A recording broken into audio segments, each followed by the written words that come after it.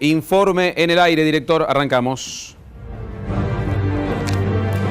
El caso de Tatiana terminó de manera trágica. La policía del Chaco halló el cuerpo de la joven de 33 años que había desaparecido días antes.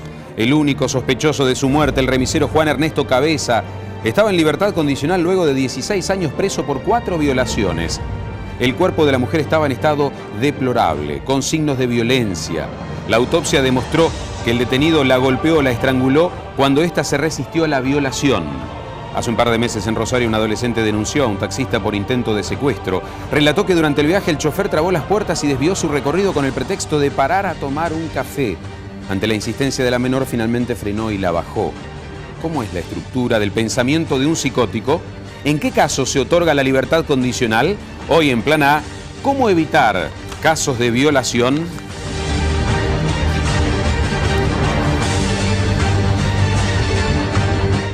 Y la mirada apunta a la justicia, al papel de este juez, Axel López, que pide en juicio político. ¿Por qué liberó a un violador para volver a cometer este delito y encima con la muerte de la víctima? Doctora Cristina Herrera, como fiscal en los tribunales de nuestra ciudad, ¿por qué este señor estaba libre y que permitió lamentablemente el peor de los finales, la muerte de otra mujer? Bueno, en realidad tengo entendido de que estaba gozando de una libertad condicional. Había cumplido 16 de los 24 años por 4 violaciones. Está bien. En realidad el Código Penal, en su artículo 13 y 14, es donde regula el tema de fondo, digamos, sí, en toda la nación, sobre la libertad condicional. Específicamente dice los plazos temporales que deben tener las personas para poder gozar de ello. Sí. Y el artículo 14, que fue reformado a partir del año 2004, dice que no se otorgará la libertad condicional a aquellos que son reincidentes y especifica en 6 incisos 6 situaciones específicas, como sería el abuso sexual seguido de muerte, el secuestro extorsivo, sí, el criminis causa, es decir, el robo seguido de muerte, etcétera. ¿Estaba comprendido este señor? Tuvo 4 violaciones, pero sin la muerte de la víctima. Este señor, no sé si había sido declarado reincidente. Pero si cometió 4 violaciones. Por Cristina. eso, pero la reincidencia también tiene que ver en cuanto a la cantidad de tiempo que pasó desde que cometió el hecho. Porque no se tiene en cuenta para declararlo reincidente si desde el cumplimiento de la condena anterior hubiera transcurrido el máximo plazo de 10 años o de 5 o la cantidad de tiempo por la que fue impuesta la condena. Ahora, habría que ver el caso en específico. ¿Por qué la justicia es tan benevolente con un delincuente, con una persona, con un criminal tan peligroso y que genera tanto dolor? ¿Por qué? Acá en general se crea un contradictorio en realidad. Cuando se presenta una libertad de este tipo, se le corre vista al fiscal, el fiscal puede o no estar de acuerdo. Sí. Si no llega a estar de acuerdo, se crea lo que es un contradictorio, se le vuelve a correr un traslado a la defensa. Ajá. Que pondrá su posición en defensa, digamos, del condenado, y después quien resuelve en definitiva ese contradictorio es el juez. Bien. Yo he escuchado muchas opiniones profesionales, la mayoría de ellas, casi todas, coinciden en que es incurable el violador. Héctor Albornoz, como psicólogo legista, ¿cómo es la personalidad de un violador? ¿Se cura? ¿Hay tratamientos para ello? En este tipo de casos nos encontramos con una situación donde generalmente un violador con estas características tiene un perfil psicopático. Ajá. El psicópata no se cura, primero porque no es una enfermedad psíquica. No es una enfermedad. Es un trastorno. Un trastorno. Es un trastorno en el momento en que se constituye la personalidad integralmente. Sí. El individuo no tiene retorno. Por eso es que yo siempre sostengo, cuando ocurren estos episodios, hay una grieta entre lo que es la salud mental y la justicia. Héctor, cuando ves que se liberan a este tipo de presos, ¿qué pensás? Este va a cometer nuevamente otro hecho. Se ignora precisamente esta grieta de la que quería mencionar. Ajá. El perfil criminológico de un psicópata no tiene retorno. Ajá. No es curable. Por más que demuestre en un periodo pongamos como ejemplo la pena de prisión, una buena conducta. Es que la buena conducta es parte de la seducción que implementan. El psicópata tiene arguido paso por paso, es muy prolijo en su accionar. El psicópata tiene un objetivo que es convencer, modificar la voluntad del otro si lo perjudica. El fin justifica los medios. Frialdad emocional. Absoluto, tiene un aplanamiento en lo afectivo, no tienen picos como nosotros, podemos tener momentos de euforia, alegrías profundas o de angustias terribles. No traslada esa psicopatía, por ejemplo, hacia otras personas. El caso de esta persona que fue liberado con los otros presos, habrá tenido una relación y las autoridades normal. Tengo conocimiento de que hay un psicólogo que informa precisamente una proclividad a la reincidencia de un episodio de esta naturaleza, porque advierte algo que para nosotros, en lo que es el perfil criminológico, es fundamental. Ahora, Héctor, que es el aplanamiento en lo afectivo y la carencia de culpa. El perito forense le dice, este señor tiene altas probabilidades de reincidir. Se lo hace observar al juez.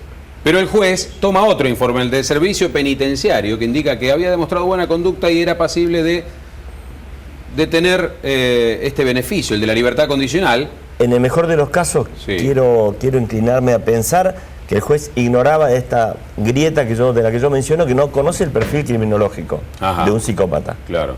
Al no conocer esto, cree que con una buena conducta sería... A mí como psicólogo legista me toca hacer semblanzas criminológicas para los momentos donde está en juego libertad condicional, salidas transitorias. Claro. Me ha tocado hacer lo que se llama semblanza criminológica. ¿Y con qué te encontrás, Héctor? Yo tengo que informar allí si el individuo que estoy evaluando tiene facilidad para reinsertarse en el plano social, si tiene dificultades o escasez de recursos. Yo generalmente, en el caso de la psicopatía, pongo que es muy difícil la reinserción. Por lo tanto, cuidado con la decisión que se tome en favor del reo. Precisamente por la proclividad que hay a cometer este tipo de delitos. Ahora, Fernando Rosúa, como ex jefe penitenciario de la provincia de Santa Fe, ¿son en verdad los más buenos, los de mejor comportamiento, aquellos que han cometido delitos de violación, tienen un comportamiento razonable dentro de prisión? ¿Cómo lo evalúa usted de acuerdo a su experiencia? Bueno, cada persona es un mundo, o sea, a mí lo que me parece que no hay que hacer es generalizar. Por eso, con el caso concreto hubo 16 años dentro de la cárcel para trabajar con esa persona. O sea, y en esto le voy a dar la razón acá al compañero. Se escuchó, se vieron los informes, el juez cómo evaluó los informes de los profesionales que trabajaron. ¿Trabajaron los profesionales con esta persona? ¿Qué pronóstico hace? Uno no conoce la causa en detalle, entonces opinar de lejos es difícil, pero el sistema penitenciario tiene equipos para trabajar con cada uno de las personas que cometen un delito y cada uno es un mundo. ¿Hay alta reincidencia en este delito, Fernando? No, no hay alta reincidencia desde el punto de vista de lo que se considera reincidencia penal, que es que tiene que haber una sentencia y luego haber otra sentencia. La reincidencia es muy baja. ¿Es un mito entonces de una sociedad que dice, y de profesionales que abonan esta teoría, el violador es reincidente, sale en libertad y vuelve a violar?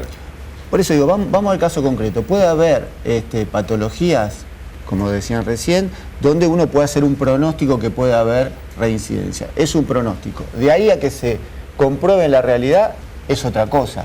Las estadísticas más serias que hay con relación al seguimiento de violadores que han cumplido una condena en Estados Unidos están dando un 3,4% de reincidencia, lo que es un número bajísimo comparado con delitos contra la propiedad, que se hace del delito un oficio y una manera de vivir. Es más de reincidente el delincuente común que el ladrón es más reincidente porque hace su profesión de robar. Eso es así. Esto es la fría estadística. ¿Y usted está de acuerdo en otorgarle este beneficio tras este estudio a un detenido y cursando una pena por violación? Yo creo que hay que analizar caso por caso. Me parece que eso es lo mejor. Y la ley lo faculta. O sea, la libertad condicional es parte de la condena. O sea que el juez de ejecución penal puede ir imponiéndole, mientras hace el periodo de libertad condicional, algunas restricciones. Una cosita, en el caso de Rosario, a los violadores que están con libertad condicional tienen obligación de hacer talleres en el Patronato de Liberados y tienen obligación de tener un terapeuta, un seguimiento de un terapeuta individual. O sea que hay maneras de abordar el tema. A ver, Lucrecia Donoso, del Instituto Municipal de la Mujer del Área Políticas de Género, ¿coincide con esta visión? No. No, la verdad que no, porque creo que tengo casi 20 años trabajando el tema de abuso sexual y violaciones a niñas, niños, adolescentes, y cuando, por ejemplo, uno dice, bueno, yo coincido con mi colega, hay una estructura que es más bien perversa, psicópata, con un rastro, pero ¿qué significa un perverso? Es alguien que reconoce la ley, la reconoce, la conoce, pero la niega, por lo tanto dice esto, digamos, sé que no tengo que hacer esto, de ley, pero que en realidad voy a hacer lo que yo quiero porque yo soy la ley. Lucrecia, esto no es teoría, después se demuestra con la realidad. Esto es lo exactamente. Que ves. Y lo que nosotros vemos es que una persona que durante años se ha estructurado, porque si tomamos el caso de Tatiana, una chica que ha ejercido violencia sobre ella, no solamente por el acto de violación, que ya es un hecho de violencia, sino que además se ensañó con la víctima, que también es otro acto de perversión, y creer que esa estructura que le llevó años armarse de esta manera, que se le puede ir como quitando este deseo, digamos, de violentar a otro, no solamente es ridículo, sino que además tiene poca solvencia estructural y digamos, de sapiencia, porque en realidad el ser humano... Pues esa perversidad se mantiene en su psiquis. No solamente se mantiene, una estructura, es como yo te dije, es una estructura perversa que durante toda su vida va siguiendo teniendo la misma estructura. Hay que permanecer aislado, entonces, esta persona. Yo creo que depende de los casos, obviamente, de la singularidad de cada uno. Me parece que querer reinsertar a alguien cuando el resto además desconoce, digamos, la estructura de esta persona y lo que puede llegar a ser, yo creo que es peligroso para el resto de la sociedad. Y además porque, digamos, vamos a suponer, ni siquiera en este caso eligió la víctima solamente porque se subió al auto. ¿Se entiende esto? Digamos, cualquier persona que hubiera subido al auto le hubiera pasado esto, primer punto. Segundo, ¿qué nos hace creer que una persona con esta estructura psíquica en un servicio penitenciario puede, aunque haya profesionales trabajando el caso, podría curarlo? ¿De qué? ¿De qué se puede curar a alguien que ¿cómo puede comprobar? Es violento? En un lugar en que está cerrado, privado de la libertad, Fernando, más allá de generalizar y no demonizar, pero ¿cómo se puede comprobar una persona que está privado de su libertad, de que ha perdido ese germen de la violencia, de la agresión, del degradar a la otra persona? Me parece que acá entramos en el plano de las teorías. O sea, hay distintas concepciones de la psicopatología, hay distintas teorías psicológicas, entonces cada teoría da cuenta de su marco conceptual y sus pronósticos con relación a la intervención. Lo que están diciendo los panelistas son miradas que piensan que no puede haber intervención posible en determinada estructura psicológica. Yo tengo otra mirada, yo creo que siempre hay posibilidades de intervención. Desde otros campos se puede plantear que esto es así. Lo lamentable, Fernando, es que aquí pero la realidad te dice otra cosa. La realidad te está diciendo otra cosa. No, pero la estadística te está diciendo otra cosa. El problema es generalizar, porque el problema de la violencia con las mujeres, hay estructuras psicopáticas en algunas personas, pero la mayoría de los casos de violaciones tienen que ver con cuestiones culturales, violaciones dentro del seno familiar. Estas son las cosas que tienen gran impacto y que por ahí no se difunden la manera que hay que difundir. Cuando aparece un psicópata, genera el escándalo que genera y estamos todos de acuerdo en contra de esa persona que hace eso. Pero no es la generalidad, son casos excepcionales. La generalidad de la violación en la Argentina... ¿Casos excepcionales? Yo tengo 20 años trabajando y te puedo asegurar que no es ninguna excepción. Lamento decirte, creo que habré atendido 200 chicos abusados sexualmente. Yo la verdad que la primera yo vez te digo honestamente, son altamente reincidentes. Y es más, han violado un niño, me acuerdo un caso, y todos los nietos abusó. Entonces, bueno, pero ahí vos tenés, ahí está, hay relaciones familiares, culturales, que van estructurando un ámbito de violación y un ámbito de abuso. ¿Qué es lo que tenemos que atacar? Es que las relaciones interpersonales en una familia, las relaciones interpersonales se dan precisamente entre sujetos que tienen distintas estructuras. En este caso, el psicópata es psicópata siempre. El psicópata no tiene retorno porque es un modo de transitar la vida, no es una enfermedad que lo va a posicionar, que después de un tratamiento, precisamente... No todos los casos es cultural, coincide que es cultural que una persona que de niño sufrió una violación, un abuso sexual, repite esa conducta, digo, el violador, pasa que el individuo, paga a la sociedad lo que recibió. A ver, nosotros somos, como individuo, como sujetos, somos una unidad biopsicosocio-cultural que interviene en lo cultural, el entorno, en la integración de la personalidad